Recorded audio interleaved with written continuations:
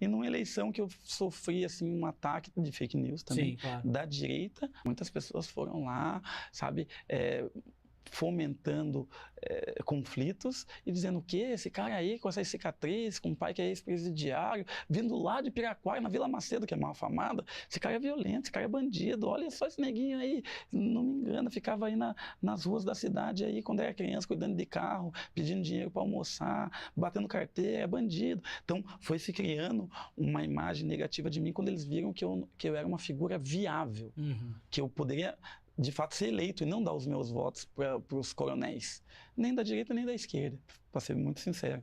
E isso assustou eles. Eles fizeram uma campanha de ataque há 3, 4 dias, na quinta-feira. A eleição é no domingo, na quinta-feira o que tinha de fake news e de pessoas assinando embaixo dessas fake news foi absurdo, isso me impactou, porque ao contrário de violências policiais, eu tomei um tiro de borracha da guarda, tomei tiro nas costas, fui preso, fui arrastado, fui preso umas 16 vezes por desacato e desobediência na cidade de Curitiba, mas nenhuma delas foi tão traumatizante quanto essa violência que eu sofri às vésperas da eleição municipal. E de repente eu tô lá, já sou vereador, tal, caçado nesse momento, tô lá em Assis, acordando, uns 3, 4 dias eu encontro Economia de Francisco, e daí, o cara que tava comigo dividindo o quarto era de outro país, eu não falo inglês, não falo nada sozinho, e daí o cara também nem me acordou, não fez menor questão, eu falei, caramba, acordei, hoje é o dia do Papa, hoje tem que acordar cedo, porque o Papa vai estar lá no ginásiozinho ali, eu tinha uma carta para entregar com o Papa, a comissão, o ônibus já saiu, eu falei, meu Deus, eu já lavei o rosto, me arrumei, liguei meu celular, no que eu ligo meu celular meio que tá travado, assim. Falei, caramba, daí desliguei de novo, liguei de novo, e de novo travou. E daí eu deixei ali, daí eu continuei me arrumando, peguei o celular, fui no que eu tava andando, olhei, daí é tudo mensagens, mas centenas de mensagens. Roberto Barroso reconduz Renato Freitas ao cargo de vereador, reconhece o racismo gritante da Câmara de Vereadores de Curitiba, que deu a pena capital, digamos assim, a pena mais severa, que é a cassação de um mandato, retirada dos direitos políticos para alguém que estava lutando pela vida das pessoas negras, em especial, naquele momento ele como negro, dentro de uma igreja dos homens pretos. Então é algo tão absurdo que em Brasília não colou, só na província curitibana, na República de Curitiba, né?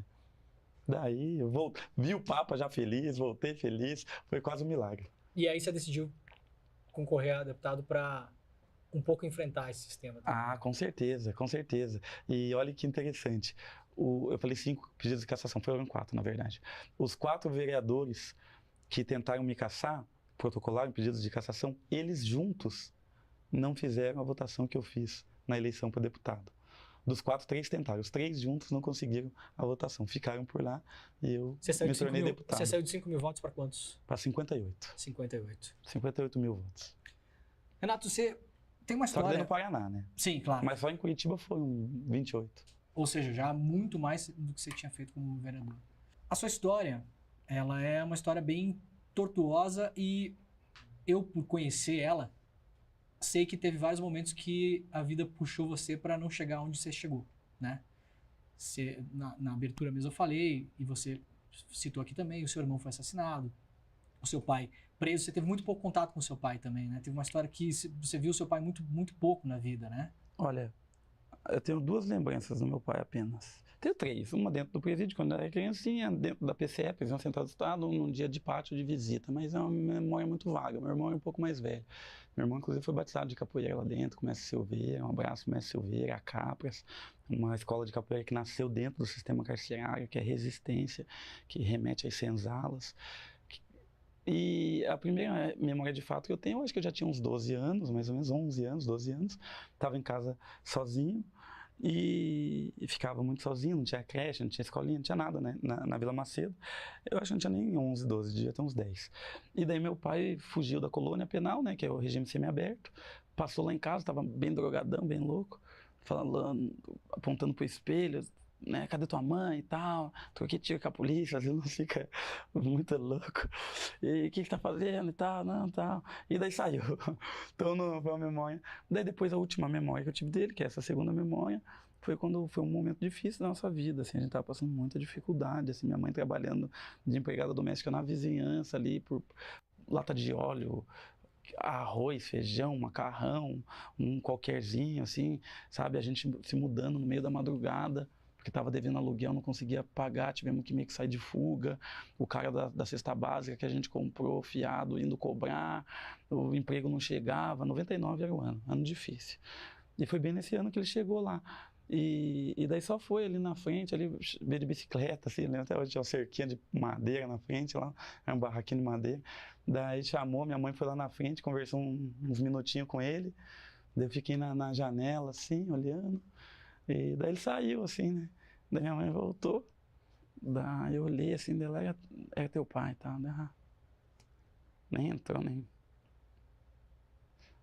Depois, agora mais velho, na época nem liguei, pra mim normal.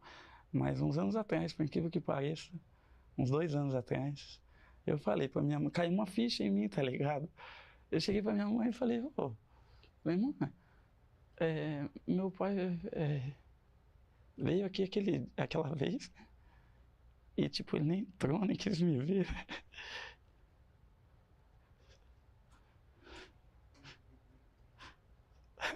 Só que ele não gostava de mim. Daí minha mãe me lembrou uma coisa que eu nem sabia, mas ela falou, não. Ele falou, não lembro, ele falou na janela, falou, cuide da tua mãe. Então tamo aí cuidando da minha mãe. Deu certo. Você não lembrava que ele tinha falado isso? Não, tava do lado de dentro, nem ouvi, eu acho. Nem abri a janela, né? Só abri assim a cortina ali, né? Daquela campanada. E você nunca mais viu ele depois? Morreu poucos dias depois daí, né? Isso te veio na cabeça por quê, Renato? Você teve uma filha também, né? Será que tem... Tive uma filha, é verdade. Tem essa relação, você Tem acha? totalmente. Você se imaginou no lugar do seu pai? Totalmente. E você teria entrado na casa. Você deve ter pensado, eu teria entrado na casa. Totalmente. Eu aprendi a ser pai, mas também fui percebendo que é ser filho, tá ligado? Com a minha filha, foi muito louco. É ainda muito louco essa construção, assim. Pô, tô muito feliz. É nóis. Obrigado, cara. Renato, o que você acha da expressão pobre de direita? Isso é uma coisa que te incomoda? Ou por que de onde você vê o mundo, por que a extrema-direita está conquistando cada vez mais várias camadas da sociedade? Porque da academia muita gente pode imaginar que é só coisa de rico e tal, não sei o quê, mas a gente sabe que não, né? A extrema-direita está chegando em todas as camadas, em todas as pessoas. E essa construção do imaginário do pobre de direita, que é um pouco a questão de querer desprezar um pouco. Você é pobre e de direita, logo você é burro, você não sabe nada. Como você está enxergando isso? Olha, tem um ponto de vista que é um elitismo cultural, intelectual e europeu, né? Essa coisa do iluminismo, né? De você trazer as luzes da razão, iluminar o povo.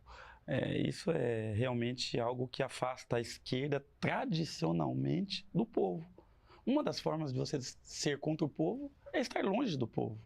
E essa é a forma mais eficaz que a esquerda consegue para tradicionalmente ser contra o povo. Esse é o fato.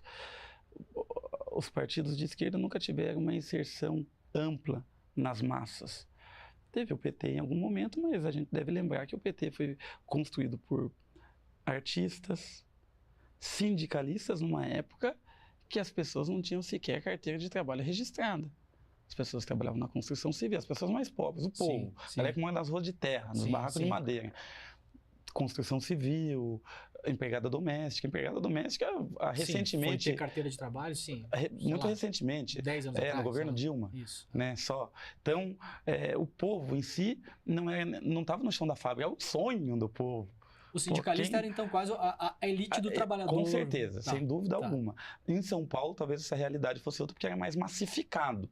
Então, como o conjunto é grande, talvez não possa ver como... Mas nos outros polos aí, que não eram polos industriais, com toda certeza que todo mundo quer trabalhar. Até hoje, lá no Paraná, quero trabalhar na Renault, quero trabalhar na Brastemp, lá, quero trabalhar... Porque é um sonho, tá no chão da fábrica, carteira registrada, sabe? Seguro-saúde, Seguro-saúde, vale alimentação de uma grana, R$50 por dia, tipo, porra, um sonho. Sim. Que já foi o meu sonho também. Fui empacotador de mercado, repositor de mercado.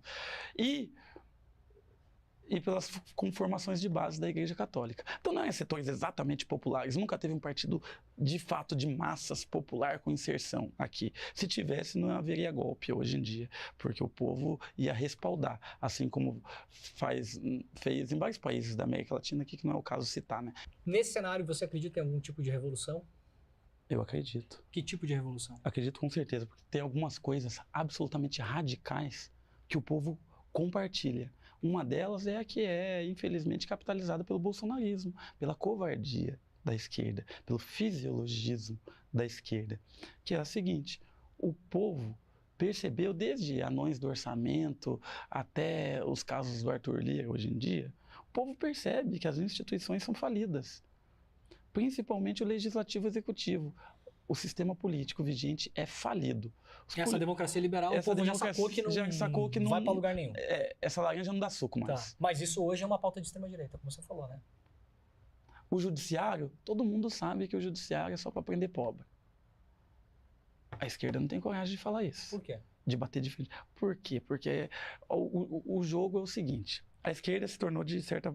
Eu estou dizendo a esquerda institucional. Tá. Os partidos PCdoB, PT, até grandes setores do PSOL, e esses partidos, a Rede, todos esses partidos que fazem, né? Os partidos se tornaram cada vez mais fisiologistas por conta de uma visão pragmática, que é uma visão também de domínio. Sabe aquela coisa da teologia do domínio? Uhum. Tem também a política do domínio, que é a seguinte: pô, a gente vai ter, para ter um ministério a mais, para ter governabilidade lá naquela cidade, e para lançar um candidato forte numa capital que a gente acha importante, a gente vai ter que fazer um acordo aqui com o Arthur Lira. Talvez colocar ele lá na Caixa Econômica Federal. Por mais que ele vai ter um poder, influência, e ele vai ganhar bem mais que nós, a gente vai se enfraquecer a médio e longo prazo. Ou seja, a gente não vai enfrentar esse embate. A gente vai compor com eles. Mas por que a extrema-direita conseguiu? A gente está indo para o final do programa, mas eu queria explorar muito isso. Vamos lá. Governo Bolsonaro, tá? Esquecendo quem são as pessoas. Vamos tratar isso como se fosse um jogo de xadrez mesmo, na vida crua mesmo. Governo Bolsonaro. Ele colocou várias pessoas muito radicais nos ministérios. O governo dele foi um governo radicalizado. O Bolsonaro não teve medo de radicalizar a experiência. Ele vendeu uma ideia na eleição e ele colocou em prática muito dessa ideia. A gente vai lembrar, Weintraub, Tarcísio, todos. Sim. Um governo de esquerda que fizesse hoje isso. Primeiro, por que não faz? Você já respondeu. Porque tenta compor e ajeitar e vamos lá do jeito que dá. Mas você acha que consegue chegar no final do mandato, por exemplo? Hoje não consegue. Hoje não consegue. Não consegue, mas por que não consegue? Porque isso é um processo. Um líder de esquerda não pode levantar a mão e dar uma de malucão igual o Bolsonaro. Porque cai na hora. Cai na hora, claro. Porque o Bolsonaro tem não só o apoio do exército, como em certos momentos o apoio do imperialismo. Claro. Ele só deixou de ter o apoio do imperialismo quando o Trump caiu e quando para os liberais dos Estados Unidos, né, agora o atual presidente, não era interessante ter um louco da extrema-direita aqui que seria um polo de oposição a ele mesmo. Sim. Então, por isso caiu. Mas o primeiro passo não é esse. A revolução por cima, como o Brasil está tão acostumado. A revolução não vai se dar pelos gabinetes e pelos corredores, nos castelos e nos banquetes. A revolução se dá por baixo. O que tem que ser feito? Porque se os partidos de fato quisessem, né?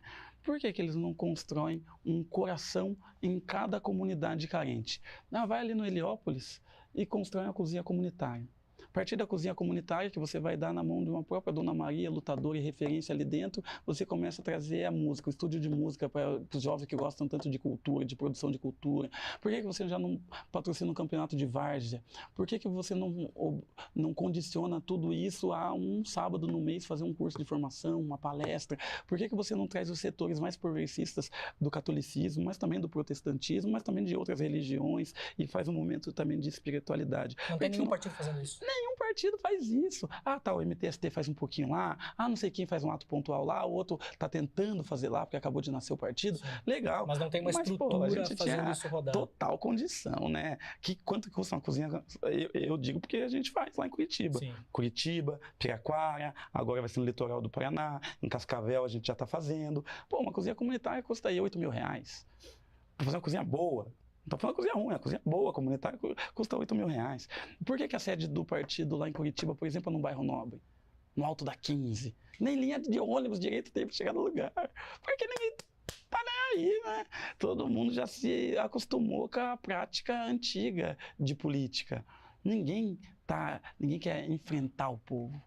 com a sua rebeldia, com a sua radicalidade. Por isso imaginam o que é e o que quer o povo. E erram.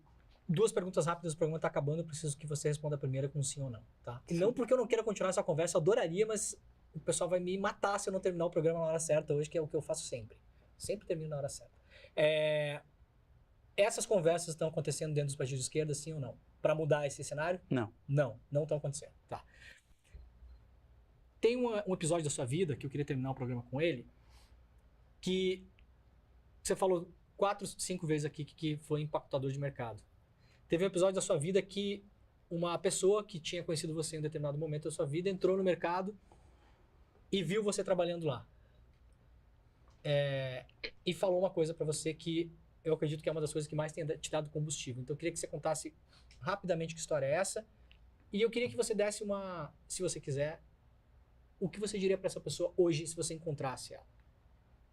Olha, a história é que quando eu tinha uns 15 anos, eu era empacotador lá no Mercado Gasparim, em Curitiba, e por alguma circunstância ali, algum acidente do destino, eu conheci o jogo de xadrez. E gostei, me fascinei pelo xadrez e fui ver onde que as pessoas jogavam. Fui na biblioteca pública. Chegando na biblioteca pública, em coisa de 2, 3 meses, eu estava ganhando do instrutor, que dava aula lá, contratado pela biblioteca, mas também de todo mundo que jogava lá. E logo depois fui para o clube de xadrez, que daí era uma entidade privada, né? Embora eu não pagasse, né? Porque não tinha a menor condição. Porque você jogava bem e o pessoal te aceitou lá. O pessoal me aceitou lá. Daí lá, eles me convidaram para fazer parte da seleção curitibana de xadrez, para jogar os jogos da juventude, etc. E daí o treinador de Curitiba, que era um professor, hoje é o TFPR, mas antigamente era Cefet, que era um professor no Cefet, começou a perder também para mim muitas partidas, mais do que ganhar. Só que ele não gostava de mim, e quando ele estava jogando ali comigo, e eu jogava um lance assim e tal, e ele jogava outro lance, achava que ia me deixar em choque, ou em xeque, né, no caso, ele falava, joga preto burro. Na frente dos jovens também, né? Porque nós éramos uma equipe, todo mundo lutando para estar na equipe titular e tal. E daí isso repercutia entre eles. Tanto que algumas vezes outros jovens falaram isso para mim enquanto estava jogando. Joga preto burro. E eu tive que agir na violência. E daí ele começou, sabe, muitos atos de humilhação e de hostilidade, assim, sinistro. E daí me diminuía muito na frente dos outros. Putz, minha mãe trabalhava, eu não tinha uma rede, né, digamos assim e tal. E, putz, era foda. Daí eu parei de ir. Eu falei, quer saber? Eu também tinha que trampar, né? Eu ainda era empacotador, não abandonei, né? Só que eu tinha saído do Gasparim. Daí eu fiquei um pouquinho para ver se eu ia no xadrez e não voltava, mas daí voltei. Daí eu voltei e fui pro Pão de Açúcar. Daí eu tava sendo um empacotador no Pão de Açúcar. Daí certo dia eu tô lá, ajudando os manos da verdura ali no mercado, pá, né? Eu repondo, pacoteiro pau pra toda a obra. De repente eu olho lá na entrada do mercado lá e tal. O Oswaldo vindo com a mulher dele, uma polacona gigante, os dois eram grandes, né? Zóio verde e tal. O professor de xadrez. Na época. E daí eles estão entrando, daí, nossa, já desbaratina assim, pá, né? Nossa, de repente, passa alguns segundos assim, nossa, nas minhas costas. Eu falei, Oswaldo, certeza, só olhei se era ele. Daí eu acertei e eu deixava meu crachá virado, porque eu não gostava da minha foto e tal, né? Daí ele pegou assim, desvirou assim, empacotado. Ele falou do jeito que ele falava preto burro, sabe, com a boca cheia assim. Ele falou, empacotador de mercado. Eu sempre soube que você ia longe, hein? Nossa! Nossa, foi um bagulho assim. Nossa! Eu não falei nada, né? Ele só saiu assim, né? E, porra, Oswaldo, eu também nunca soube que eu ia longe. Chegamos. Sobrevivemos, Oswaldo. A vida é louca, irmão. Não é o que faça.